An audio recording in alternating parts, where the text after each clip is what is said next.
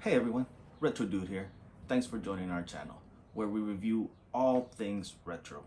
We focus heavily on video games, but we will veer off into anime, cartoons, music, movies, and even old retro toys. Today, I decided to focus again on a video game. Today, we're going to be reviewing Guardian Legend. This game was released in 1988, so 30 plus years after the fact that it was released. We're going to see if it stood the test of time. Now, a little bit about the game. It was developed by Compile.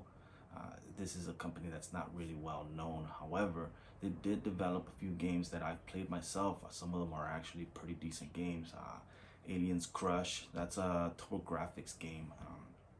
It's a pinball game, actually well reviewed when it was first released. Blazing Lasers, it's a shooter game, pretty much in the same venue of Guardian Legend, just the shooter parts. We'll talk a little bit more about that in a little bit.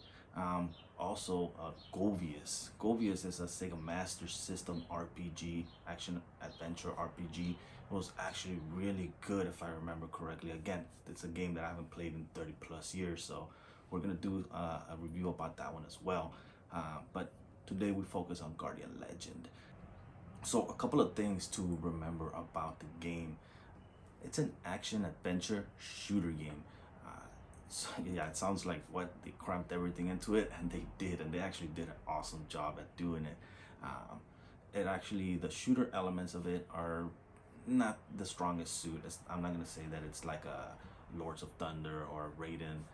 If you played those shooters, they're actually pretty difficult. They're well-made shooters.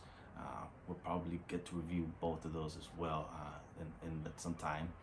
Um, However, the RPG elements are really good. The shooter elements are just there to show off those power-ups that you get.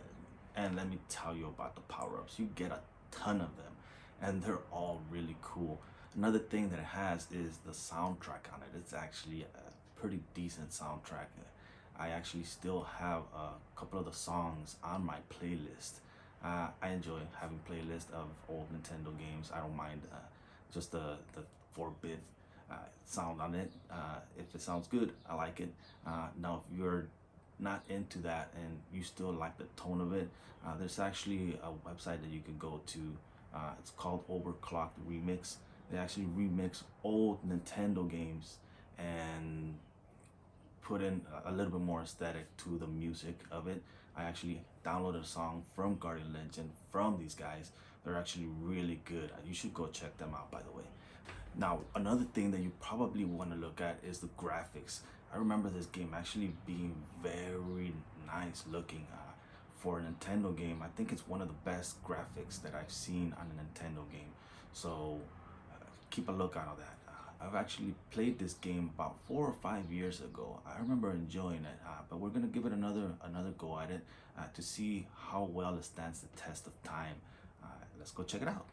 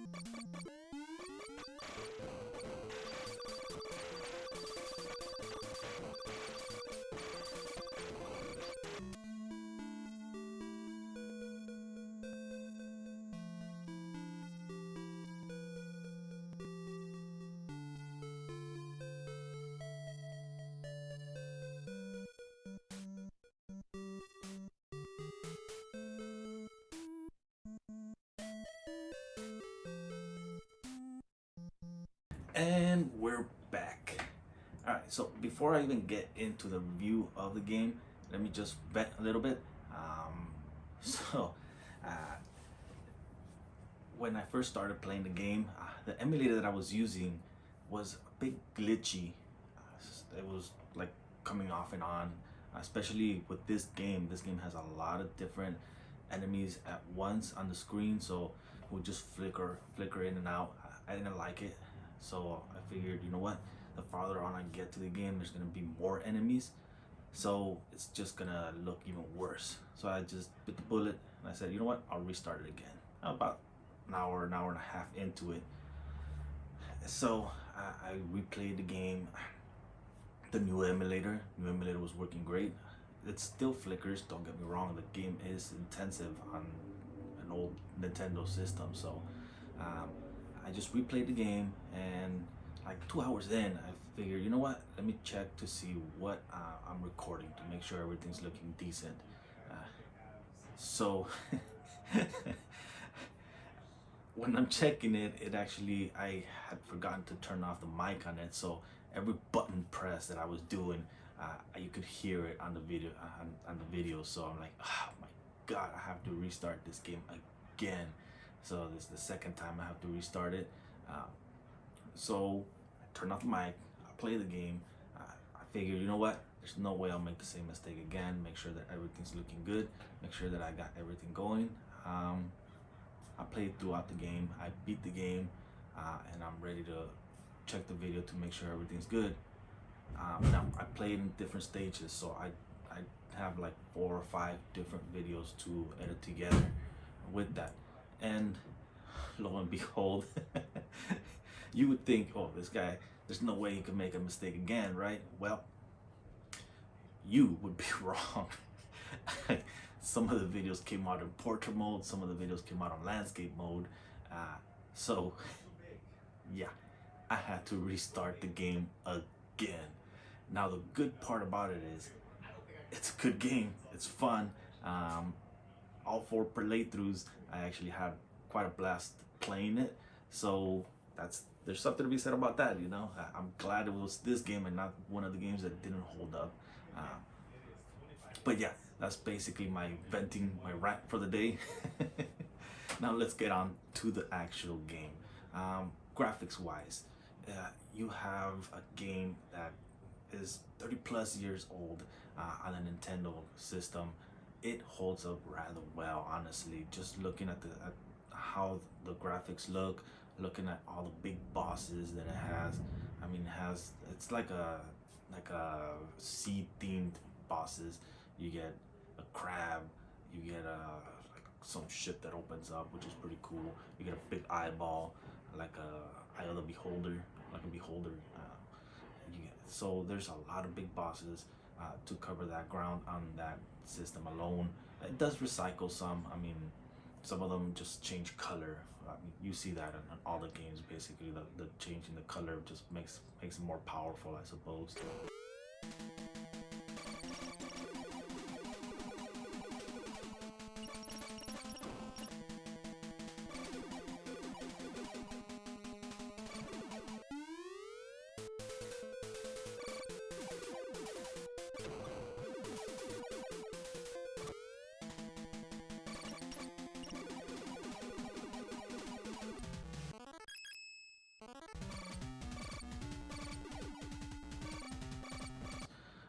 But then you have the ones that cover a lot of the screen. I mean, you have a little spider that basically opens up into 6 spiders.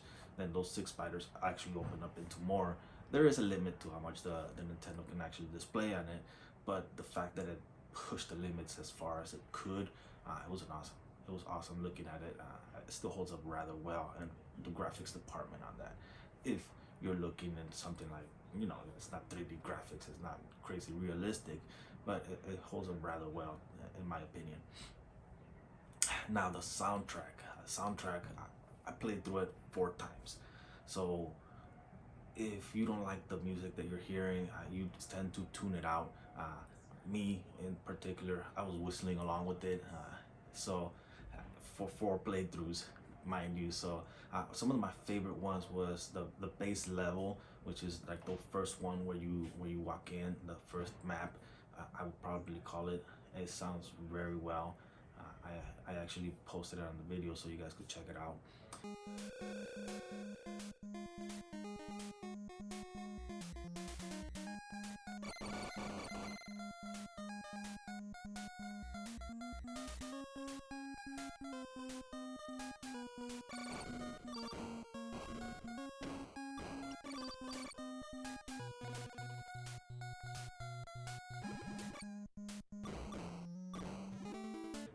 The aqua sector, which is like the blue stage, would probably be like the second stage on that one.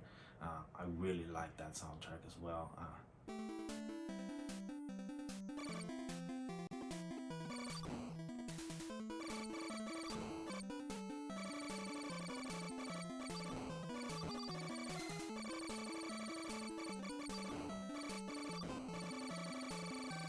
And the forest sector had a pretty decent song on that as well. Those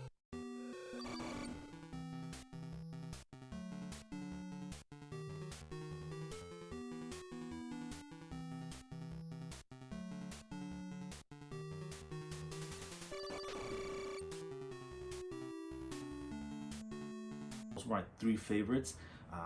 There's others. There's others really well. I mean, this game actually did pretty well with the soundtrack on it. Like I said, I didn't get bored of it. I was whistling along with it. I enjoyed quite a bit of it. If you look at that, then you have the gameplay. Let's look at the gameplay and see where it goes and what calls attention to it. You basically the story isn't anything to write home about. It's an alien world that's crashing towards Earth and has all kinds of different alien creatures on it, and you're there. You're the guardian that's gonna defend it and defeat all of these. And basically, you're there to destroy that planet that's coming onto you. And with that, you have to go into different corridors. That's what they call them, the different stages. And you're supposed to destroy each corridor. With that, it basically does an auto destruction sequence, and boom, nothing crashes into Earth. You saved it. Another part of it is how many power-ups you get. I mean, this thing has like kind of like 10 or so different power-ups. You get a little ball that you don't really use. I mean, there's a lot of different weapons that you don't tend to use. There's the grenades that honestly the only time that I ever used it was to unlock one of the corridors. But there's some that are really nice. I mean, there's a little ball one. If you guys see the video, I tended to use that one a lot. Then there's the ones that follow people along. Follow the aliens along. Then there's a big old ball that just, like, once powered up, actually. It starts out pretty small, but it's really powerful. But once you power it up, it's a big old ball. It just basically destroys anything in its path. It's a really fun game. Like, all of that added together amounts to a fun game that, I mean, I remembered it from 30 years ago. When I played it, I actually replayed it like 4 or 5 years ago, and I'm telling you, if you are interested in retro style games, like the Nintendo games, I would definitely say you're doing yourself a disservice by not playing this game. It holds up very well. So if you can't play it for some reason, like maybe it's not on the Nintendo shop, maybe you don't have an emulator, you don't know how to download the ROMs, I actually posted a link on the comments below to the actual playthrough. It clocks in around a little bit under 3 hours, but let me tell you, it is something that you want to see. You want to check this game out. It's very fun. I enjoyed the hell of it. Like, again, I played it 4 times, so you definitely want to check it out. Now, if you want to check out any more videos like this, don't forget to click the subscribe button. I'll be uploading probably once a week. If you have any comments, actually post them down as well. I always check. And if you have any advice, any suggestions on different games that we should be reviewing, checking out, remember, keep it retro, and see you next week.